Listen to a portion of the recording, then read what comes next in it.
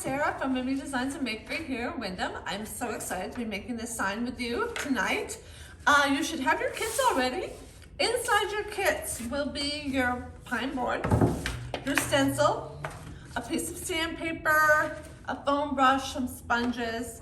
Then you'll also have Mod Podge and 3 paint colors. You should also have a little heart too, and I'll show you what that does at the end. But for now, all you need is your pine board, your foam brush, and then we're gonna do our background. So you can choose what you wanna do for your background. You can do a white background, a navy, or gray. Then the other 2 colors will be for your letters. Some people do HME one color and then do home another color. You can do them all the same color, totally up to you. I'm going to do gray for my background. You're going to paint the background, just one light layer, let it dry. After it's dry, you can choose to how much you want to sand it. You do want to do a light sand to smooth it out. If you want, you can do a heavier sand to give it kind of a weathered, kind of rustic look. So that's up to you. You want it to be completely dry before we go to the next step. So we'll pause here and then I will see you back for the next part.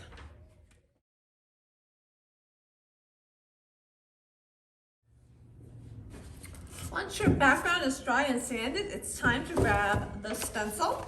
So what you're going to do is put your white side up and you're going to peel the white paper away from the other 2 layers. As you go, you just want to make sure anything that tries to pop up, like the blue, everything stays down on the sticky paper.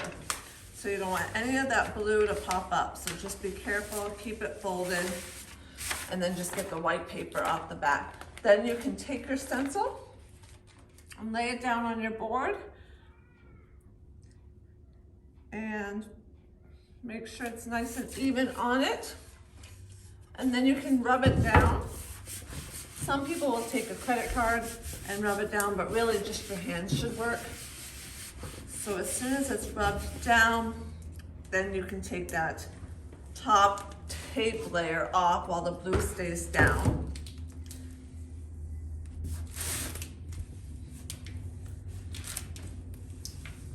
After the tape is off, you can smooth any wrinkles that might have happened.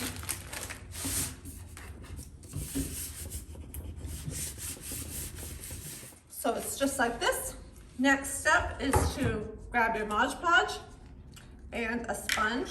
You're going to use the fat end of the Mod Podge, the sponge, and dip it in. And you don't want a lot. You just are going to do 1 layer of the Mod Podge, and the reason we're using the Mod Podge is because it's going to seal the edge of the stencil, so when we do put the paint, it doesn't bleed under. Just the edges are important, but I like to do like the whole inside of it, just because when you hang it after, you might see where the Mod Podge started and stopped. So I suggest just to do the whole shape. And you're gonna dab, dab, dab. You don't wanna swipe it around. So just a light coat. If you see it like this, that means it's going to be too heavy. So you really just wanna spread it out so you barely can see it all over. So go ahead and do that, and we'll wait for it to dry, and then we'll come back for the painting.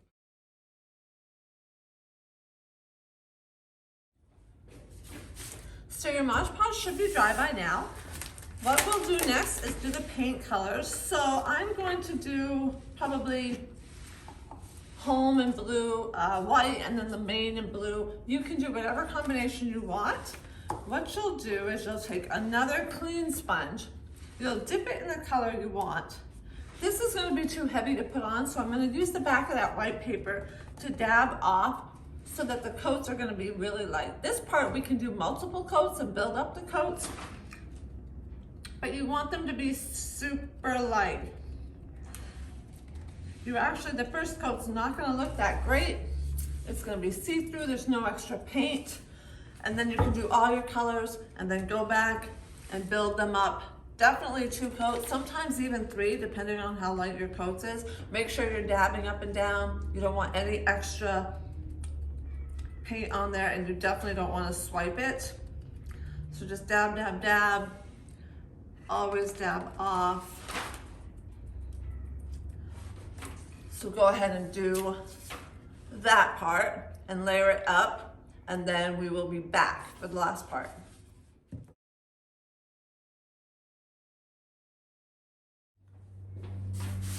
If your paint is not completely dry for this part, it's okay. It can be a little wet.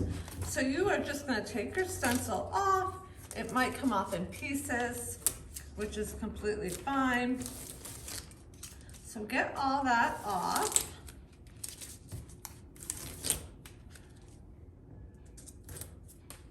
If you have a little pin or a craft knife, it might help you pull these little pieces off. Let's get here first.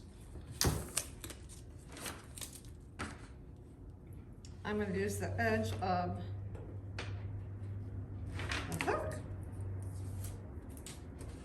And there you go. When it is completely dry, if you want to take your sandpaper and go over it again, just to soften the letters and kind of give it that kind of weathered kind of look, you can. So the hook is going to go in the back just like this, and then when it's dry, you can peel your little heart and put it wherever you want. If you have some red paint, you can also just paint a little heart in there. So here is Portland. And there you have it. Your sign is complete. I really appreciate being here and doing these beautiful signs with you, and I hope to see you soon. Bye-bye.